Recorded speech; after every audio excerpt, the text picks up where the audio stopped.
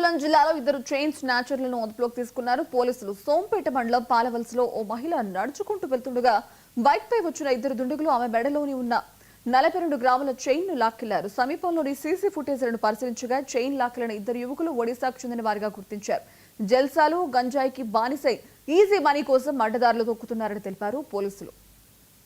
ఉదయం 11 గంటలకు కవిటి మండలం దూగనపొట్టుకు చెందిన ఎంపల జానకి అనే ఆవిడ తన భర్తతో కలిసి NH 16 గుండా కొర్లాం నుండి పాలవలస మధ్యలో వెళ్తుండగా ఎవరో ఇద్దరు గుర్తు తెలియని వ్యక్తులు వెనక నుంచి వచ్చి శ్రీకాకుళంకు దారి ఏదని చెప్పి అడిగి ఆ చెప్పే టైంలో ఈవిడ మెడలో ఉన్న 4 తులాల గొలుసును లాక్కుని వెళ్ళిపోయినట్లు మనకు అదే రోజు రిపోర్ట్ ఇవ్వడం జరిగింది.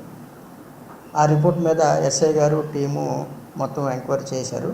ఎంక్వైరీ చేస్తే ఎవరైతే ఈ దొంగతనానికి పాల్పడిన వారు ఒక సిల్వర్ కలర్ హెల్మెట్ పెట్టుకొని ఒడిశా వైపు వెళ్ళినట్టుగా, అంటే బరంపురం వైపు వెళ్ళినట్టుగా మనకి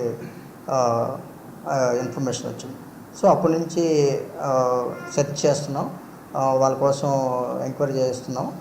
అదేవిధంగా టీమ్స్ కూడా మనం ఫామ్ చేసి ఈ కెమెరాలు ఇవన్నీ వెరిఫై చేయడం జరుగుతుందన్నమాట.